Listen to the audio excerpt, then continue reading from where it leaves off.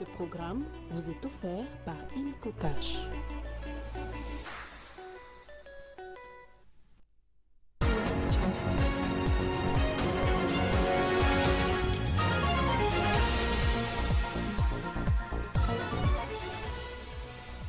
Au sommaire de ce journal, il faut sauver Congo Airways. Cette question a été largement évoquée au Conseil des ministres afin de financer le plan de relance de cette entreprise qui risque de voir son agrément de transporteur aérien retiré.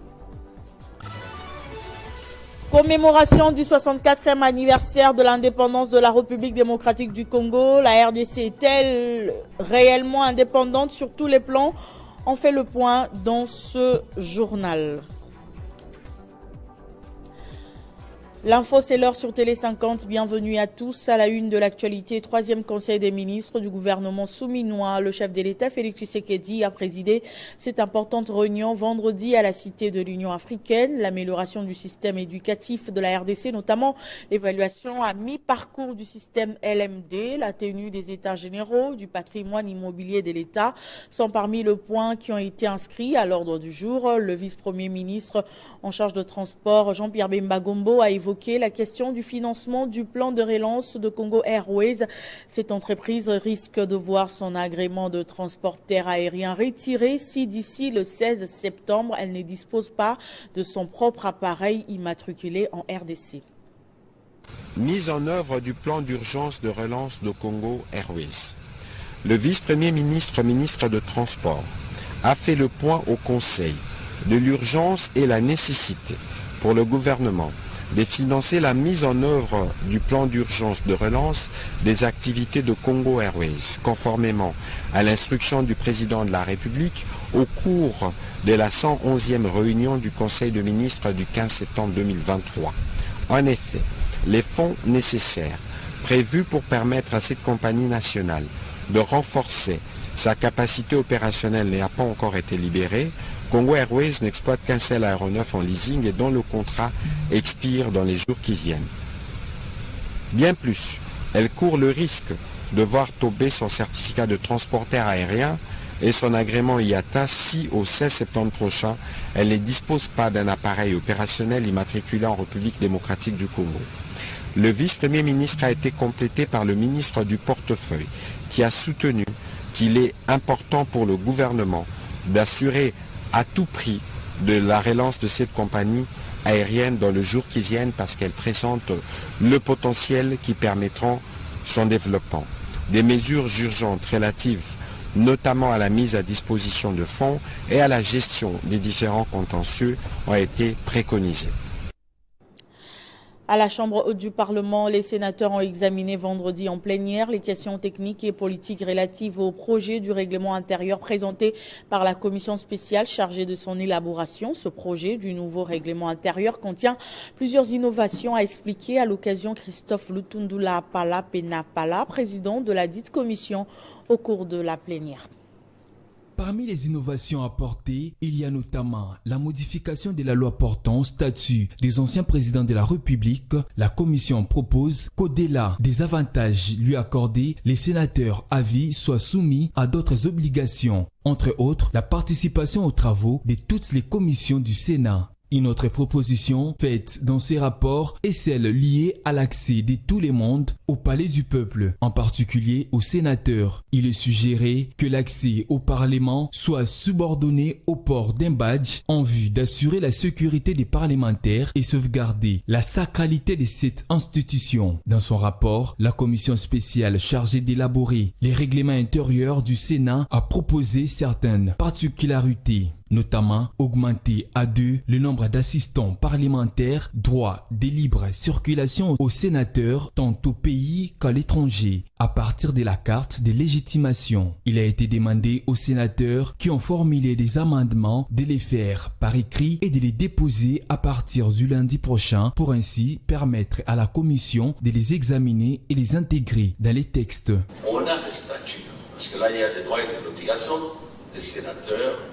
Nous nous devons respect considération et solidarité. La prochaine séance sera consacrée à l'examen article par article de tous les 312 articles que contient ces règlements intérieurs, c'est avant son adoption. Il s'y aide de signaler qu'avant la présentation de ces rapports, les bureaux provisoires, par l'entremise de son rapporteur Ivan Kazadi-Kankonde, a communiqué les noms des élus qui ont choisi de rester au Sénat et de ceux qui ont opté pour d'autres fonctions officielles. À l'Assemblée nationale, les députés nationaux honoraires de la 3e législature de la 3e République réclament le paiement de plusieurs mois d'arriérés de leurs émoluments. Leurs assistants parlementaires sont également impayés. Nous sommes venus rencontrer le bureau de l'Assemblée nationale, dont le président nous avait reçus par 2 fois et 1 fois par les rapporteurs. C'est au sujet de nos droits en souffrance au niveau de l'Assemblée nationale avec nos assistants. Le président de l'Assemblée nationale, les rapporteurs de l'Assemblée qui nous avaient reçus, tous nous ont donné raison sur toute la ligne et que les actes devraient être posés pour que nous rentrions dans nos droits. Malheureusement, nous venons de constater qu'aucun acte de bonne foi n'a été posé par le bureau. Apparemment, le bureau est en train de nous tourner en bourrique et faire l'usage de l'usure pour que plus ça traîne, les gens se fatiguent et finalement ils ne reviendront plus. Raison pour laquelle nous prenons toute la communauté nationale et internationale à témoin pour comprendre que nos droits sont nos droits et nous ne les laisserons jamais. Nous saisirons les autres institutions, tant nationales qu'internationales, dans lesquelles notre pays a des engagements pour permettre à ce que nos droits soient recouvrés. La 7e session spéciale du Collège des hautes études de stratégie et de défense va finir sa formation le 31 juillet prochain. Plus de 200 lauréats venus de plusieurs institutions et structures publiques vont recevoir leur brevet au cours d'une grande cérémonie officielle qui sera présidée par le chef de l'État, Félix Tshisekedi. Cette promotion sera parrainée par le professeur Vital Kamerhe, président de l'Assemblée nationale. C'est le général-major et professeur Augustin Moubiaï Mamba, directeur général du CHESD, qui l'a annoncé au speaker de la Chambre basse du Parlement au cours de l'audience lui accordée le vendredi 28 juin à son cabinet de travail au Palais du Peuple. Accompagné du directeur général adjoint, le général de brigade Kabila Mukombi Sam et secrétaire général, le colonel Kibwe Franck, le directeur général de cette structure de formation militaire, a tenu à venir en personne solliciter l'accord de celui qui a été désigné par les collèges des hautes études, des stratégies et des défenses comme parrain de cette 7e session spéciale du CHESD. Et nous sommes venus voir le président de l'Assemblée nationale dans sa qualité de parrain de la 7e session spéciale du CHESD. Alors, le parrain, c'est juste une personnalité qui peut conseiller le CHESD sur sa bonne marche, conseiller et encadrer en même temps ses filleuls dans leur devenir, dans leur placement, ainsi de suite. Le président de la Chambre basse du Parlement, le professeur Vital Kamerhe, a donné son accord et a remercié les collèges des hautes études, des stratégies et des défenses pour l'honneur lui accordé en le choisissant comme parrain de la 7e session spéciale. Il a promis de faire un plaidoyer dans son rôle du président de l'Assemblée nationale afin que ces joyaux de la formation stratégique et des défenses puissent rayonner. Il faut rappeler que plusieurs autres éminentes personnalités politiques ont parrainé les sessions précédentes, notamment le président Félix Tshisekedi, le président Denis Sassou Nguesso de la République du Congo, le président Evariste Ndayishimiye du Burundi, pour ne citer que ceux-là. Commémoration du 64e anniversaire de l'indépendance de la République démocratique du Congo. Que pense la population congolaise sur cette question? La RDC est-elle réellement indépendante sur tous les plans? Ce sujet a fait l'objet d'un baladeur réalisé par Héritier Ntambwa. Regardez. Quand on parle de l'indépendance, nous devons quand même subir les effets de l'indépendance. Mais au contraire, ces effets-là, nous ne les subissons pas. Le Congo vit une dépendance totale. Quant à moi, le terme indépendance ne serait pas encore utilisé. Et pour moi, cette indépendance a été encore précoce, soi-disant indépendance. Parce que jusqu'au jour d'aujourd'hui, comme je viens de le dire, la RDC n'a jamais eu son indépendance totale. La RDC vit d'une dépendance sur tous les plans. Alors pourquoi on doit toujours parler de l'indépendance? Les 64 ans après l'indépendance dans notre pays, nous avons reculé sur tous les plans. Si vous prenez le Congo avant 1960 et le Congo d'aujourd'hui, vous allez vous rendre compte que nous avons reculé sur les plans infrastructure, sur les plans développement, parce qu'à l'époque, avant l'indépendance, la RDC avait le même niveau de vie que le Canada. La Chine était très loin que la RDC. Mais quand vous comparez avant l'indépendance et aujourd'hui, vous allez vous rendre compte que les 64 ans de l'indépendance, nous dépendons à 70% toujours là-bas. À mon avis, c'est question de la conscience. Et cela doit commencer au niveau de nos représentants et descendre jusqu'au petit peuple. Si aujourd'hui nos dirigeants prêchent par l'exemple, nous les suivrons.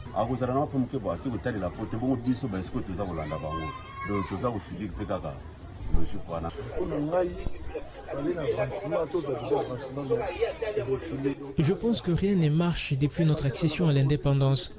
Nous ne sommes pas du tout indépendants parce que cela implique une liberté totale dans tout ce que vous faites. Depuis notre accession à l'indépendance jusqu'à ces jours, nous ne vivons que la même chose. Je préfère d'ailleurs vivre dans l'époque coloniale.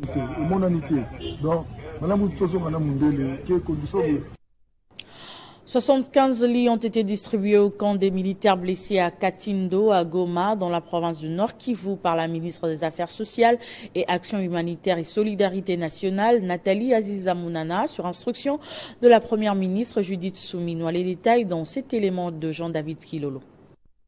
Elle est venue dans la province du Nord Kivu apporter une assistance humanitaire avec méthodologie. C'est ce qu'on peut retenir en substance la déclaration de la ministre des Affaires sociales, Action humanitaire, Solidarité nationale, Nathalie Aziza Mounana, à la descente de l'avion dans la ville de Goma.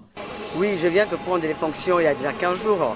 Ma priorité, c'était de venir ici à Goma, palper la réalité de la souffrance de Goma pendant plusieurs décennies, plus de 20 ans je crois.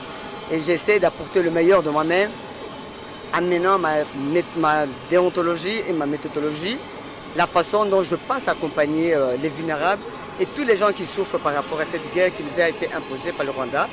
C'est une souffrance qu'on traîne depuis plusieurs années. Par rapport à mon ministère, j'ai déjà un projet, comment je vais accompagner les vulnérables ici, en commençant par la santé mentale, la prise en charge psychosociale d'abord. On peut bien soigner les gens, on peut donner les habits, on peut donner les médicaments. Tant que le cœur n'est pas encore soigné ou la tête, ça sera très difficile d'accompagner ces gens. Dans la suite de la visite de la première ministre à l'hôpital militaire du camp Katindo, la ministre des Affaires sociales, Action humanitaire et solidarité nationale, Nathalie Aziza Mounana, a promptement réagi en faveur de l'hôpital. Selon les doléances du médecin directeur, Nathalie Aziza Mounana a fait les dons de 75 lits pour recevoir les blessés de guerre et autres malades. Nashukuru ministre wa sociale mama Nathalie kuona natuletea vitanda mzuri sana, usie bazalendo tulikuwa tushasumbuka sana. Mama Aziza Nathalie Mounana jana alifika hapa kutusalimia, akakutana tunalala ku vitanda ya kuzeeka.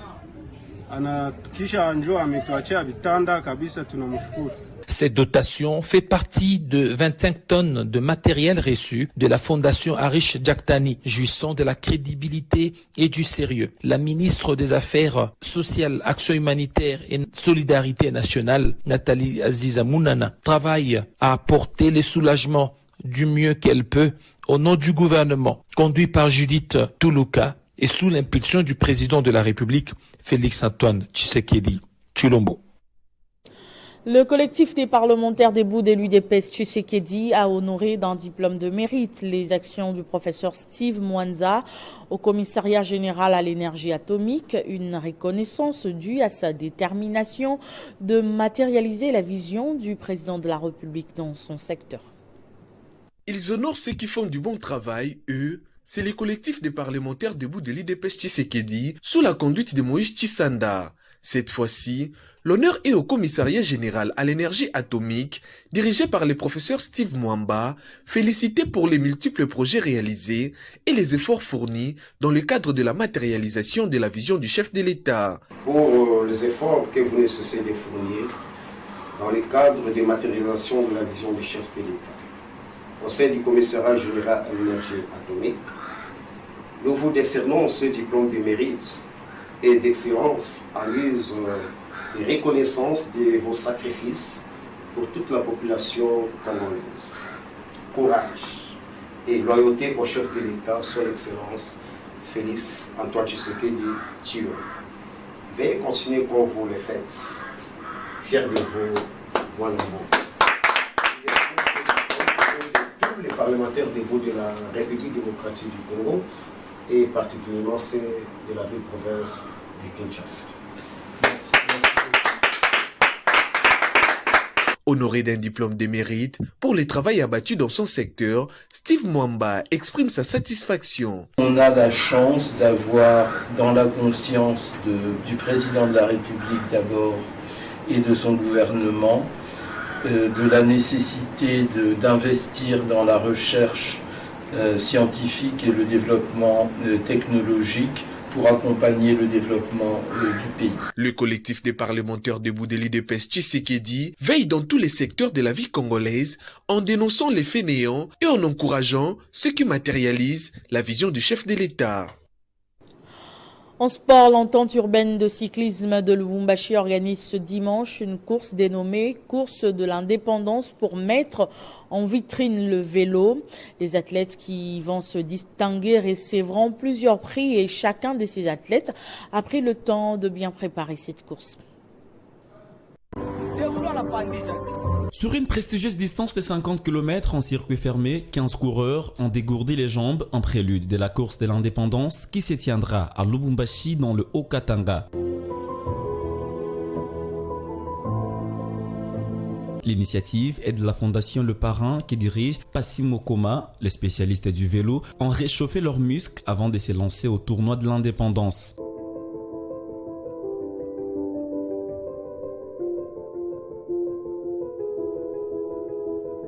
Les cyclistes qui vont se démarquer lors de cette course vont remporter un véhicule cadeau signé la Fondation Le Parrain. Quoi de plus normal, motiver davantage les amoureux de la bécane ce dimanche à l'occasion du 64e anniversaire de l'indépendance de la RDC.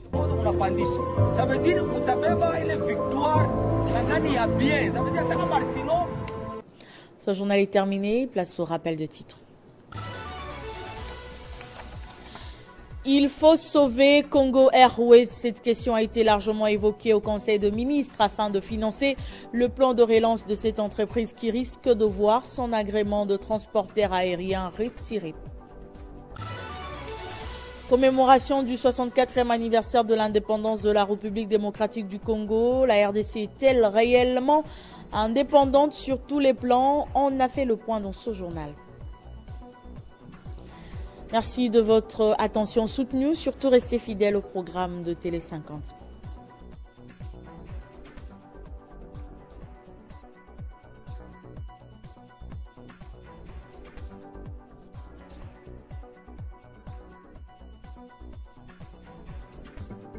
Retrouvez toute l'actualité en continu sur www.tele50.cd. Ce programme vous a été offert par Illico Cash.